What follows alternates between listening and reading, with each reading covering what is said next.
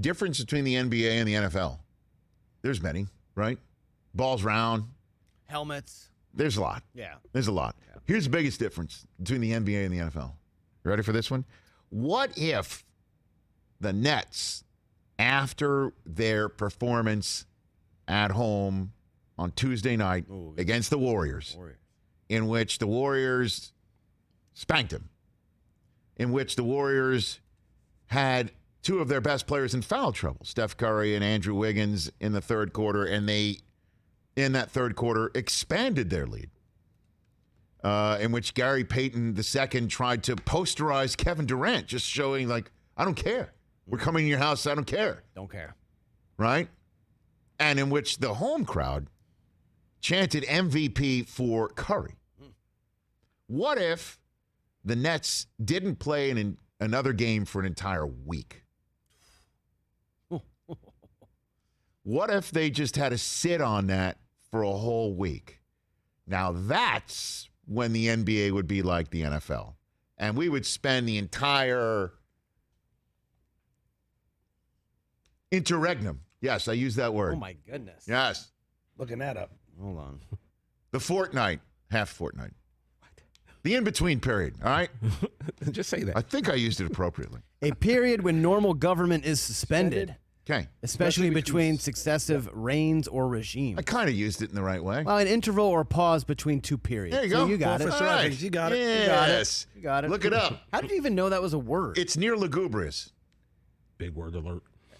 So what if the NBA had that, week-long period in between games, and we're sitting there going, when's Kyrie going to come back? Will he actually take the shot?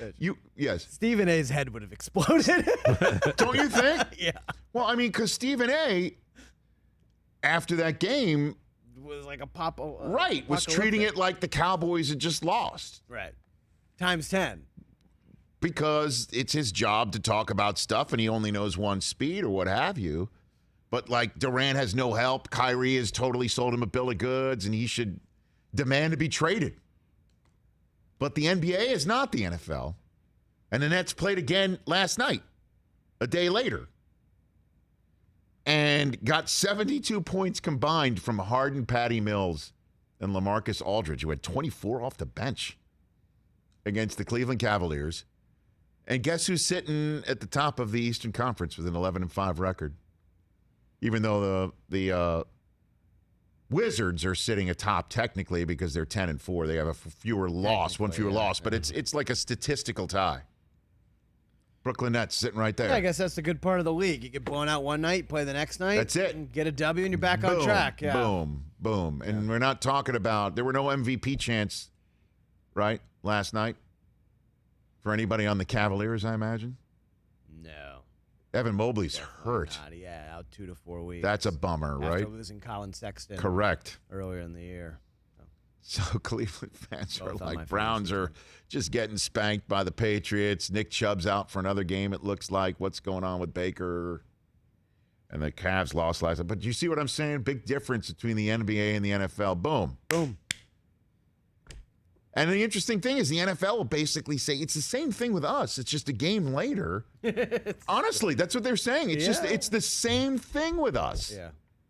But we have a week to churn it up and over and spit it out and look forward to the next one. And we're still not turning the page. But NFL players turn the page. They're watching the film and they're going to get better, and we could turn it around.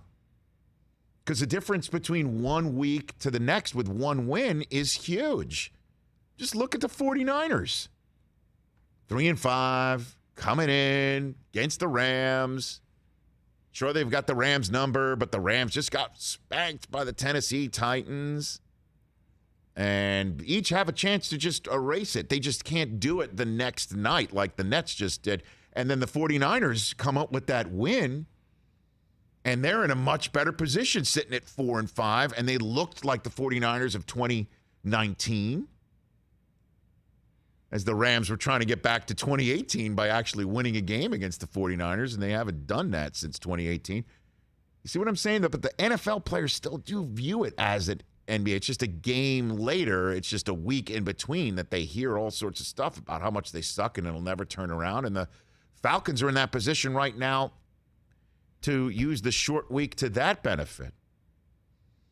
Erase the 40-point loss against the Cowboys right now. Miami Dolphins, right? Went 1 win in 8 games, 2 wins in the next 2 in the span of 5 days. Problem is what happened in the first 8. But, kind of pointing it out right now. I know it's make me too nuanced, and I used a word like interregnum, but this is the way I roll. Look at how I'm dressed. I put this sweater on today as I'm leaving. I'm like, Suze, I'm like, wow, how do I look? She's like, you look great. And I'm like, nobody dresses like this on sports TV. Nobody.